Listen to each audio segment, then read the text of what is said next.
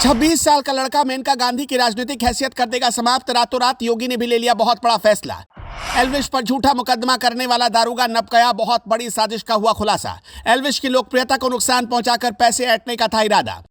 मोदी तक पहुंच गई बात। अब मेनका का टिकट कटाता है। पहले इस्कॉन पर अनाप शनाप बोला और अब 26 साल के लड़के से ले लिया पंगा। सांप झूठा, गिरफ्तारी झूठी, खुल गया बहुत बड़ा राज। मेनका गांधी के संस्था का इरादा कुछ और था।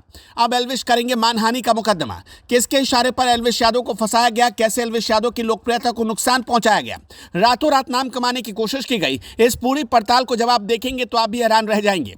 मेनका गांधी भले एक सीनियर सांसद हैं, पढ़ी लिखी महिला हैं, लेकिन वो खुद को इतनी पढ़ी लिखी और ज्ञानी बाबा समझने लगी कि कभी इस्कॉन पर अनाप शनाप टिप्पणी कर देती हैं और कभी उनके निशाने पर होता है एल्विश यादव। इसलिए आज हम मेनका गांधी के बारे में आपको बहुत कुछ बताने जा रहे हैं। पहले यह समझिए कि एल्विश कैसे एक झूठे केस में फंसाया गया और कैसे उस पर सांप, जहर, नशा जैसे गंभीर आरोप लगाकर उसकी छवि को नुकसान पहुंचाने की कोशिश की गई।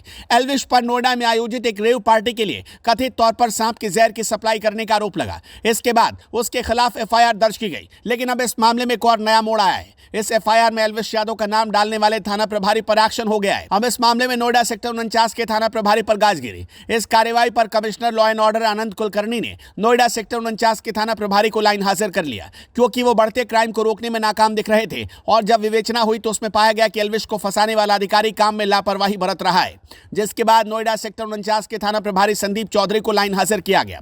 लेकिन इस मामले में बहुत सारे सवाल अब भी खड़े हो रहे हैं। मेनका गांधी जैसे एक सीनियर नेता को क्या यह सूट कर रहा था कि वो बिना सबूत के एक 26 साल के लड़के के खिलाफ इतना गंभीर आरोप लगा दे? मेनका गांधी ने यह भी नहीं सोचा कि अगर वो सबूत पेश नहीं कर पाई और नोएडा पुलिस ने उस लड़के के खिलाफ जाने अनजाने कोई एक्शन ले लिया तो उस लड़के की पूरी जिंदगी खराब हो सकती है, उसका पूरा स्टारडम बिगड़ सकता है। चांदी के चम्मच के साथ पैदा हुए लोग संघर्ष की कहानी क्या जाने, चमड़े का मुंह है, कुछ भी बोल देना है। जरा अपने लाडले वरुण गांधी को अपने दम पर एक चुनाव जीत लेने के लिए तो कहती, तब बात समझ में आती। खैर, अब जरा बात नोएडा पुलिस की करते हैं। एल्विश के खिलाफ एफआईआर दर्ज हुए 4 दिन से ज्यादा बीत गए, लेकिन अभी तक कोई एक्शन नहीं हुआ। एक्शन तो छोड़िए, 4 दिन बाद नोएडा पुलिस ने पूछताछ के लिए समन भेजा है।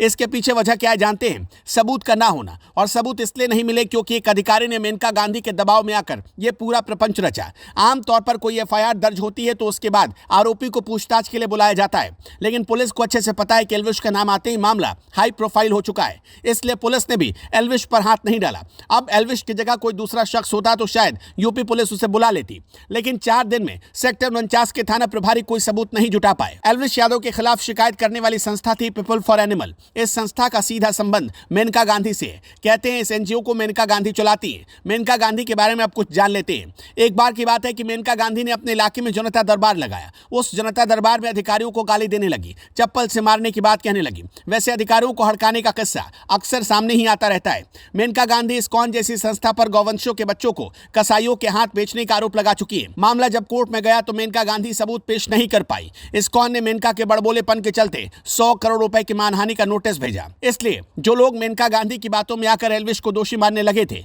वो असली खेल तो अब समझ पा रहे हैं। वैसे आपको क्या लगता है, इस मामले में एल्विश को फंसाया गया है? अपनी राय हमें कमेंट बॉक्स में जरूर बताएं।